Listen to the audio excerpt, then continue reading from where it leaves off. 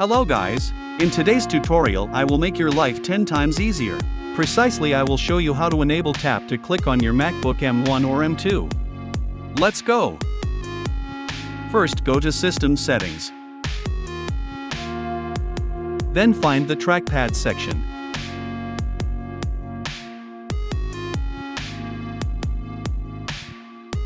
And now just enable tap to click. So simple but life-saving. If I helped you, please support me with like, subscribe and comment. What would you like to see in next videos? Thank you for watching and see you in the next video.